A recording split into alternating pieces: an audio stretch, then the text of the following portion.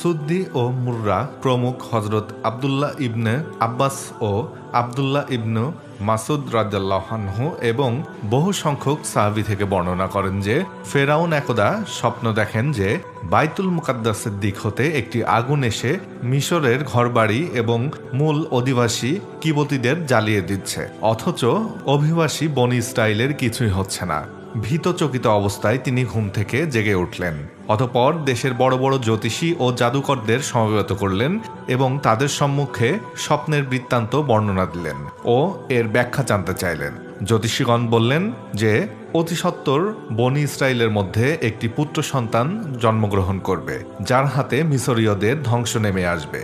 মিশর সম্রাট ফেরাউন জ্যোতিষীদের মাধ্যমে যখন জানতে পারলেন যে অতি সত্বর ইসরায়েল বংশে এমন একটা পুত্র সন্তান জন্মগ্রহণ করবে যে তার সাম্রাজ্যের পতন ঘটাবে, তখন উক্ত সন্তানের জন্মরোধের কৌশল হিসাবে ফেরাউন বনি ইসরায়েলদের ঘরে নবজাতক সকল পুত্র সন্তানকে ব্যাপক হারে হত্যার নির্দেশ দিল। উদ্দেশ্য ছিল এভাবে হত্যা করতে থাকলে একসময় বনি ইসরায়েল কম যুবক শূন্য হয়ে যাবে, বৃদ্ধরাও মারা যাবে, মহিলারা সব দাসী বৃত্তিতে বাধ্য হবে। অথচ বনি ইসরায়েলগণ ছিল মিশরের শাসক শ্রেণী এবং উচ্চ মর্যাদা সম্পন্ন জাতি। এই দূরদর্শী কপট পরিকল্পনা নিয়ে ফেরাউন ও তার মন্ত্রীগণ সারা দেশে একদল ধাত্রী মহিলা ও ছুরিধারী জল্লাদ নিয়োগ করে। মহিলারা বাড়ি বাড়ি গিয়ে বনি ইসরায়েলের গর্ভবতী মহিলাদের তালিকা তৈরি করত এবং প্রসবের দিন হাজির হয়ে দেখত ছেলে না মেয়ে। ছেলে হলে পুরুষ জল্লাদকে খবর দিত, সে এসে ছুরি দিয়ে মায়ের সামনে সন্তানকে জবাই করে ফেলে রেখে চলে যেত। এভাবে বনি ইসরায়েলদের ঘরে ঘরে কান্নার রোল পড়ে গেল। ইবনু কাসির বলেন, একাধিক মুসাফির বলেছেন যে শাসক দল কিবতীরা ফেরাউনের কাছে গিয়ে অভিযোগ করল যে এভাবে পুত্র সন্তান হত্যা করায় বনি ইসরায়েলের কর্মজীবী ও শ্রমিক শ্রেণীর ঘাটতি হচ্ছে, যাতে তাদের কর্মী সংকট দেখা দিয়েছে। তখন ফেরাউন 1 বছর অন্তর অন্তর পুত্র হত্যার নির্দেশ দেয়। এতে বাদ পড়া বছরে হারুন রাদিয়াল্লাহু আনহুর জন্ম হয়, কিন্তু হত্যার বছরে মুসা আলাইহিস সালামের জন্ম হয়। ফলে পিতামাতা তাদের নবজাত সন্তানের নিশ্চিত হত্যার আশঙ্কায় দারুণভাবে ভীত হয়ে পড়লেন। এমত অবস্থায় আল্লাহ মুসা আলাইহিস সালামের মায়ের অন্তরে ইলমা করেন। যেমন আল্লাহ পরবর্তীতে মুসাকে বলেন, আমরা তোমার উপর আরও একবার অনুগ্রহ করেছিলাম যখন আমরা তোমার মাঝে প্রত্যাদেশ করেছিলাম, যা প্রত্যাদেশ করা হয় এই মর্মে যে তোমার নবজাত সন্তানকে সিন্ধুকে ভরে নদীতে ভাসিয়ে দাও, অতঃপর নদী তাকে তীরে ঠেলে দেবে। অতঃপর আমার শত্রু ও তার শত্রু ফেরাউন তাকে উঠিয়ে নেবে এবং আমি তোমার উপর আমার পক্ষ হতে বিশেষ মহব্বত নিক্ষেপ করেছিলাম এবং তা এজন্য যে তুমি আমার চোখের সামনে প্রতিপালিত হও। তোয়াহা 20/37/39।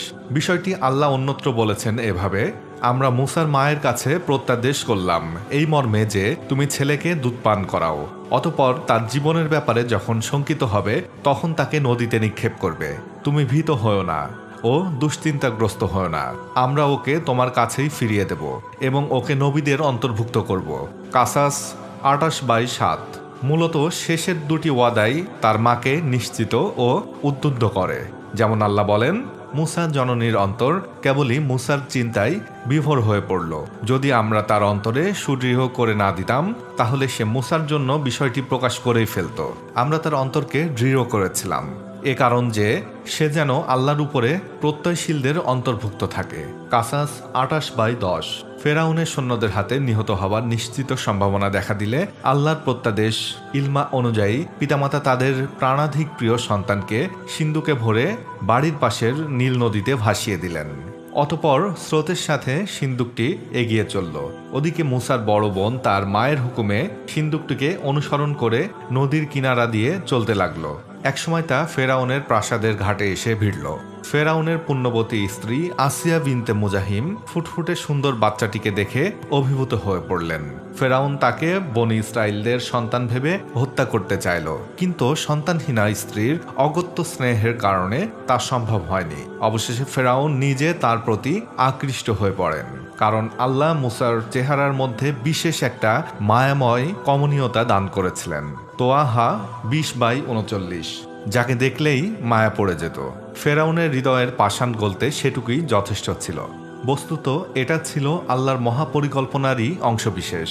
ফুটফুটে শিশুটিকে দেখে ফেরাউনের স্ত্রী তার স্বামীকে বললেন, এ শিশু আমার ও তোমার নয়নমণি, একে হত্যা করো না। এ আমাদের উপকারে আসতে পারে, অথবা আমরা তাকে পুত্র করে নিতে পারি। আল্লাহ বলেন, অথচ তারা আমার কৌশল বুঝতে পারল না। কাসাস 28/9। মুসা এখানে ফেরাউনের স্ত্রীর কোলে পুত্র স্নেহ পেতে শুরু করলেন। অতপর বাচ্চাকে দুধ খাওয়ানোর জন্য রানীর নির্দেশে বাজারে বহু ধাত্রীর কাছে নিয়ে যাওয়া হলো, কিন্তু মুসা কারোরই বুকে মুখ দিচ্ছেন না। আল্লাহ বলেন, আমরা পূর্ব থেকেই অন্যের দুধ খাওয়া থেকে মুসাকে বিরত রেখেছিলাম। এমন সময় অপেক্ষারত মুসার ভগিনী বলল, আমি কি আপনাদের এমন এক পরিবারের খবর দিব যারা আপনাদের জন্য এই শিশুপুত্রের লালন পালন করবে এবং তারা এর শুভাকাঙ্ক্ষী। কাসাস 28/12। রানীর সম্মতিক্রমে মুসাকে প্রস্তাবিত ধাত্রীগৃহে প্রেরণ করা হলো। মুসা খুশি মনে মায়ের দুধ গ্রহণ করলেন। অতপর মায়ের কাছে রাজকীয় ভাতা ও উপঢৌকনাদি প্রেরিত হতে থাকল। এভাবে আল্লাহর অপার অনুগ্রহে মুসা তার মায়ের কোলে ফিরে এলেন। এভাবে একদিকে পুত্র হত্যার ভয়ঙ্কর আতঙ্ক হতে মা বাবা মুক্তি পেলেন ও নদীতে ভাসিয়ে দেওয়া সন্তানকে পুনরায় বুকে ফিরে পেয়ে তাদের হৃদয় শীতল হলো। অন্যদিকে বহুমূল্যের রাজকীয় ভাতা পেয়ে সংসার যাত্রা নির্বাহের দুশ্চিন্তা হতে তারা মুক্ত হলেন। সাথে সাথে সম্রাট নিয়োজিত ধাত্রী হিসাবে ও সম্রাট পরিবারের সাথে বিশেষ সম্পর্ক সৃষ্টি হওয়ার ফলে তাদের পরিবারের সামাজিক মর্যাদাও বৃদ্ধি পেল। এভাবেই ফেরাউনি কৌশলের উপরে আল্লাহর কৌশল বিজয়ী হলো। ফালিল্লাহিল হামদ। আল্লাহ বলেন, তারা চক্রান্ত করেছিল এবং আমরাও কৌশল করেছিলাম, কিন্তু তারা আমাদের কৌশল বুঝতে পারেনি। নমল 27/50।